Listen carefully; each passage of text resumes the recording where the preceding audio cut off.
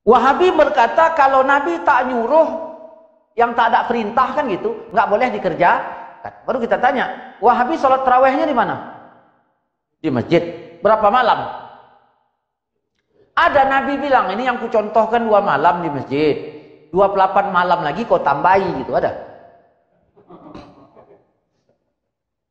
Nggak ada. Jadi atas dasar apa 28 malam Wahabi itu nambahinya jadi 30? Hah? Ya bid'ah juga. Kalau kita ikuti alur pemikiran gitu loh maksudnya. Mengapa Nabi menyuruh kita memegang sunnahnya di saat kita melihat perselisihan yang banyak? Apakah sekadar amalan yang kelihatan saja? Satu. Lalu bagaimana dengan masalah i'tikad yang tidak kelihatan? Bagaimana sikap kita? Ini menunjukkan agar kita tidak menggubris ajakan-ajakan yang mengarah kepada pendapat yang bukan baik dalam menafikan maupun dalam mengisbatkan. Nah, teranglah bagi kita yang dimaksud dalam hadis ini bukan pendapat perorangan, tetapi adalah fatwa yang di luar sunnah. Artinya kalau teks ini kita ajak, apa kita pakai, Wahabi itu sesat. Kalau teks ini saja dan cara berpikir mereka. Makanya saya katakan Wahabi itu sesatnya dari satu teks aja udah ketara. Hah? Kalau istilah COVID ini kan, nggak payah diperiksa pun awak udah yakin gitu. Karena kesimpulannya adalah setelah beliau wafat terjadi perselisihan yang banyak, tentu tidak sedikit. Pada hari itu ikuti sunnahku, maksudnya jangan ikuti pendapat lain, kan gitu. Ikuti sunnahku, jangan ikut pendapat lain. Jadi kalau beda pendapat ikuti sunnah. Baru kita bertanya, setelah sholat sunnahnya itu zikir masing-masing, ada nggak pendapat zikir masing-masing? Ada pendapat zikir masing-masing. Zikir berjamaah ada nggak pendapat? Baru kita tengok dua-duanya pendapat, bukan pendapatan, dua-duanya pendapat. Di antara dua pendapat ini mana yang dilabeli sunnah? Ustaz, macam mana zikir berjamaah salat? Oh, enggak boleh, enggak boleh. Ustaz, macam mana? Menurut saya boleh. Oh, yaudah. Kira-kira yang bilang enggak boleh dari mana? Dalilnya. Yang bilang boleh tadi zikir jahar mana dalil? Itu. Jangan ikuti pendapat yang lain. Yang mengikuti pendapat yang lain berarti menurut hadis tadi baru kita tanya, apakah semua Wahabi selamat dari bid'ah? Kemudian bid'ah menurut siapa? Apakah sepakat Khalid Baslamah dengan Firanda sama-sama Wahabi? Tak dengar ceramahnya. Apakah sepakat Yazid Jawas dengan Hakim Abdad? Coba dengar ceramahnya. Lalu mereka mengatakan aku sunnah, yang B pun mengatakan aku sunnah, yang ini pun mengatakan aku sunnah. Mereka bikin pagar yang bukan ini bid'ah. Lalu terjadilah menurut Ustadz A, Ustadz B bid'ah, menurut Ustadz B, Ustadz A bid'ah. Begitulah terjadinya, sedangkan setiap bid'ah sesat dan masuk neraka. Jadi cara menyelesaikannya bagaimana? Ustadz jangan dibahas sekali, ya itu nih. Itulah selesainya. Ya. Sama seperti naik di atas pohon gara-gara dikejar anjing dalam mimpi. Dikejar anjing, naik di atas pohon. Naik ke pohon, di atas pohon ada ular. Ular ngejar, anjing ngejar. Macam mana ini? Nah, keluar dari mimpi, gitulah itu. Jadi Wahabi ini harus keluar dari mimpi. Dan ikuti sunnah sahabatku, lagi cerdik pandai. Utsman berapa kali bikin azan? Sekali. Karena yang satu tadi Nabi bikin. Waktu masjid bikin azan 2 kali, azan pertama dan azan kedua, ya, dia dapat nggak mengikuti sunnahku dan sunnah sahabatku? Dapat. Sunnahku ya azan yang khutbah, sunnah sahabatku ya azan. Ada orang nggak bikinnya nggak masalah, cuman menolak masjid yang azan 2 kali. Waktu dia menolak itu, dapat nggak ada wasiat Nabi?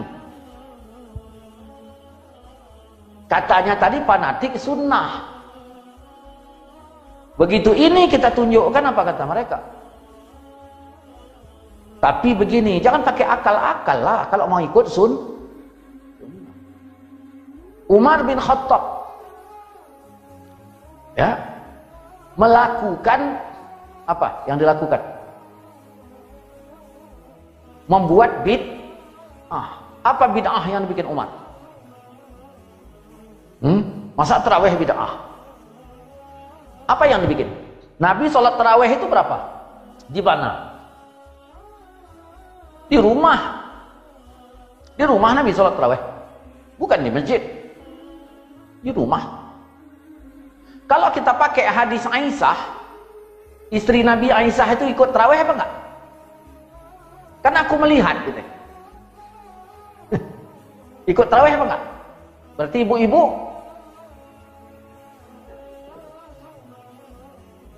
ya, kan gitu. Tarawih Nabi di rumahnya. Kalau kita pakai hadis Imam Baihaqi dan yang lainnya lah berkaitan dengan hadis itu, berapa rakaat Nabi sembahyang tarawih di rumahnya? Hadis ini 20. Di mana? Di rumah, bukan di masjid.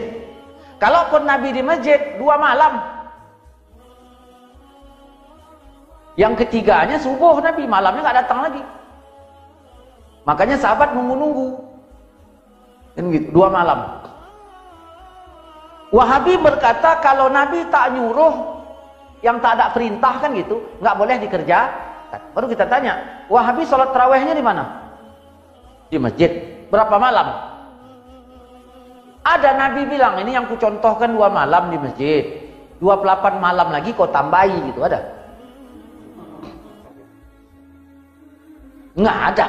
Jadi atas dasar apa 28 malam Wahabi itu nambahinya jadi 30? Ya bid'ah juga kalau kita ikuti alur pemikiran gitu loh maksudnya.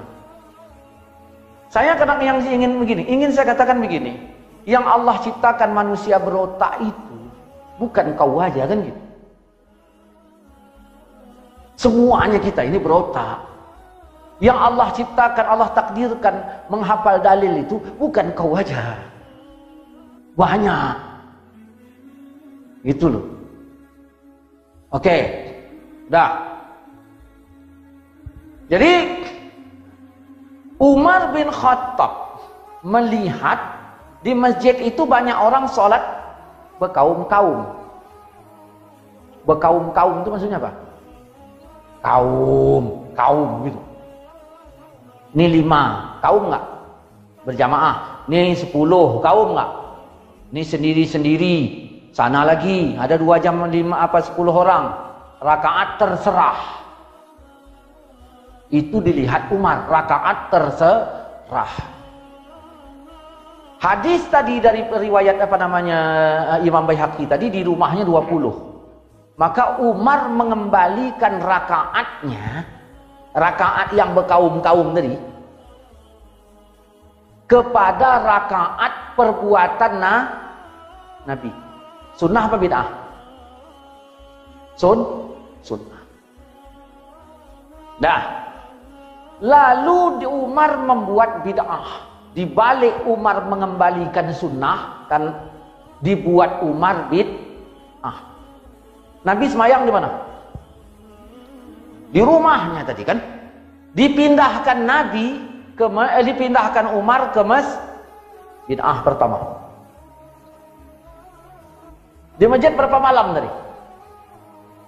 Ditambahnya jadi 3 Istri Nabi ikut apa enggak tadi? Dibolehkan. Udah 3.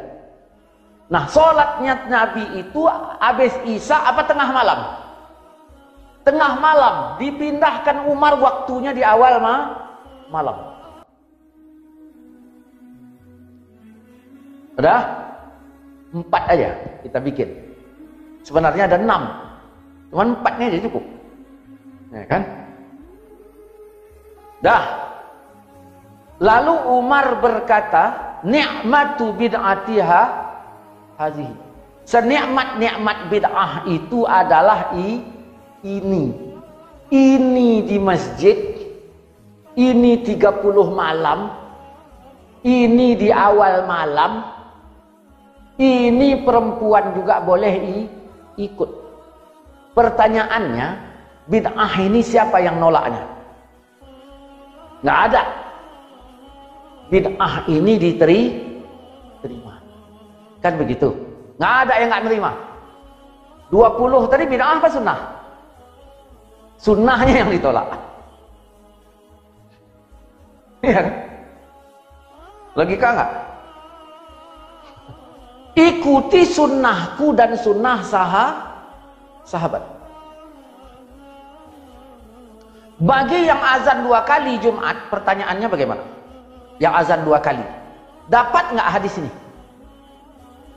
Bagi yang 23 tarawih, dapat nggak hadis ini? Dapat. Artinya kalau di masjid ini, misalnya tak bikin 23, supaya tidak menyelisihi sunnah ini, supaya tak menyelisihi, jangan ejek orang yang melakukan 23.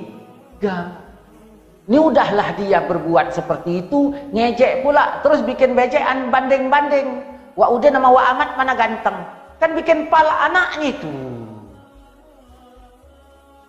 11 sama 23 mana? Jangan bilang mana-mana, kau maunya yang mana? Jangan bikin banding. Percuma 23 agak cepat, kan lebih baik kita lambat-lambat. Jangan, porsinya tetapkan gini. Udah, selamatkan mulut itu. Ya. Kalau di Facebook nggak bisa ini, cuman ngetiknya. Iya.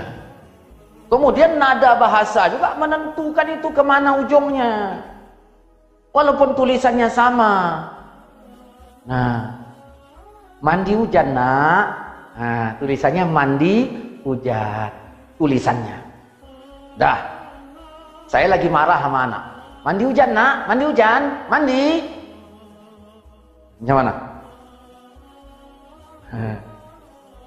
Maksudnya apa itu? Nada ini juga. Mandi kok, mandi. Ya mak, katanya. Mandi dia. Pegang teguh-teguh. Jadikan bahan dasar dalam agama. Baru kita tanya, Wahabi pakai hadis yang tadi apa enggak? Yang ini tadi, ini. Yang ini yang kita bahas ini, pakai enggak? Baru kita tanya, dia megang teguh apa enggak? Enggak malahan. Berapa banyak yang sunnah sahabat dicaci, malah dilaganya. Sebenarnya kau ikut Umar apa ikut Nabi gitu. Mana? Saya ingin membuktikan dia menyimpan hadis, tetapi nggak pakai hadis. Ya. Saya datang ke rumah Wak Dolah, ya, didangkan apa namanya sop, bening sop tadi. Saya pikir nggak ada kecap, banyaknya kecap segala merek, tapi dia nggak makan kecap. Wahabi banyak nyimpan hadis, tapi dia nggak ngamalkan hadis. Dalam keadaan tidak ngamalkan hadis ini, dia tuding orang lain tidak sesuai hadis. Baru kita tanya, mengada-ngada apa enggak? Nah, makanya ini harus pelan-pelan. Jadi kalau pengajian rame-rame, misalnya pengajian ceramah maulid, ya, pengajian ceramah maulid, nah, anak-anak di depan, Bapak-bapak di jauh di belakang sana. Macam mana awak jelaskan yang ini mau santai? Anak tadi ada 100 orang bandel semua, bertikah yang tunjukkan mukanya gini. Iya kan? Macam mana awak mau cerita santai? Nah, terakhir ya tahap kemana-mana lah ceritanya. Apa yang ada di kepala itulah. Makanya kalau mau bedah ini memang harus bedah tenang, santai. Ini baru segini. Kalau demikian maka mari kita berbicara sesuai fakta. Ini udah masuk. Berapa menit lagi? Oh, 7 menit lagi. 7 menit. Kalau istilahnya itu 7 hari. Kalau tanam bibit jamur bisa panen sekali. Dalam hadis ini, nah, kalian akan melihat perselisihan yang banyak. Pertanyaannya, andaikan ada 2 orang yang sholat, kan gitu, satu berkunut dan yang sebelahnya tidak kunut. Ini kita ambil contoh saja dulu. Lalu setelah mereka selesai sholat, mereka pulang ke rumahnya masing-masing. Apakah 2 orang yang sholat itu dikatakan berselisih? Kan tadi kalau kalian melihat perselisihan yang sangat banyak, ya, wa udin sama wa ame semayang, yang satu kunut satu enggak, selesai itu pulang, berselisih apa enggak itu? Tidak. Oh, di sini udah saya tulis tidak, pantas. Udah bocor rahasianya. Itu hanya perbedaan amal saja. Dah. Atau ada 2 orang mukmin, satu mengatakan Allah itu bertangan, bermulut, bermata, berkaki, berjari, duduk di aras. Sedangkan yang satunya lagi mengatakan Maha Suci Allah dari jarak dan tempat. Apakah itu dikatakan berselisih? Tidak, ya. Itu hanya perbedaan i'tikad saja. Kan gitu. Lalu yang mana dikatakan berselisih? Dikatakan berselisih ialah apabila ada 2 kelompok pengajian. Ya, tiap-tiap kelompok tentu ada ustadznya. Nah, ustadz yang satu berkata kunut itu ada, bukan perbuatan bid'ah. Sedangkan ustadz yang ini mengatakan kunut itu tidak ada. Yang satu berkata boleh berdoa berjamaah, yang lain berkata tidak. Sedangkan mereka masing-masing mendakwahi umat. Maka terlihat perselisihan di antara mereka. Di saat itu kata Nabi, ya, saat itu kau jangan lari. Alaikum bis sunnati, wajib atas kalian mengikuti sunnahku, wa sunnatil khulafa'il mahdiyin ar-rasyidin, dan khulafah, ya, nah, sahabatku. Pegang teguh semua itu, gigit dengan gerahammu. Artinya ini kau pegang, kamat bekong. Nah, Nabi nggak bilang kamat bekong. Ya, jauhilah perkara bid'ah, karena semua bid'ah itu sesat. Jangan kau mengada-ngada. Jangan kau mengada-ngada. Bukan yang masjid azan 2 kali itu yang mengada-ngada. Tetapi engkau anti itu yang disebut kau tidak gigit dengan geraham. Begitu penentuan sikap. Nah, kita lihat yang ini. Ini ya, sebagai nih, sesungguhnya Allah memfardukan segala yang fardu, maka jangan kalian sia-siakan. Maksudnya gimana ini? Kita ambil contohnya maulid. Maulid difardukan apa enggak? Kalau fardu kata Nabi apa? Jangan disia-siakan. Kalau maulid fardu, wajib maulid. Kalau enggak bikin maulid, berdosa karena fardu. Nah, dan membatasi segala batasan. Jangan kau tambah, jangan kau lewat. Kan sering Wahabi kalimat ini seringnya nambah-nambah. Maghrib dibatasi 3, jangan bikin 4. Zuhur 2, jangan kau bikin 3. Subuh 2, jangan kau bikin 3. Udah dibatas. Lalu kata Wahabi, maghrib 4 rakaat kan baik. Boleh nggak? Nggak boleh, kata Wahabi. Artinya apa? Tidaklah semua yang baik boleh dikerjakan. Maka maulid walaupun baik tetap nggak boleh, karena maghrib 4 rakaat kan baik, nggak boleh. Maghrib itu nggak boleh dijerat dari kalimat ini.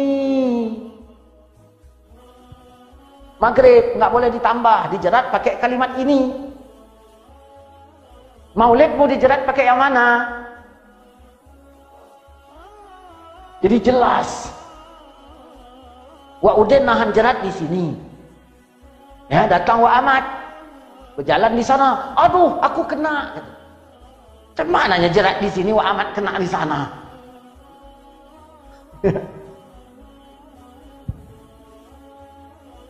Nah, dan mengharamkan segala sesuatu, maka jangan kalian lakukan.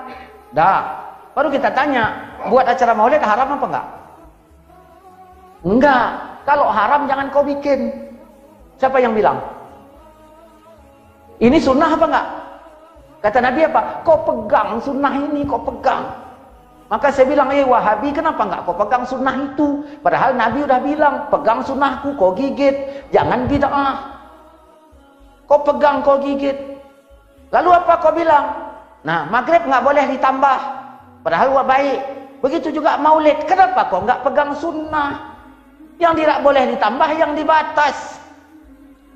Dan yang didiamkan, segala sesuatu didiamkan, itu rahmat untuk kalian. Bukan Allah lupa. Maka jangan kalian bahas-bahas lagi. Ini kalau menurut hadis ini, yang suka membahas-bahas yang didiamkan itu, kita apa Wahabi? Wah. Jadi yang celaka berdasarkan hadis ini, yang bikin maulid apa yang... Wallahu a'lam.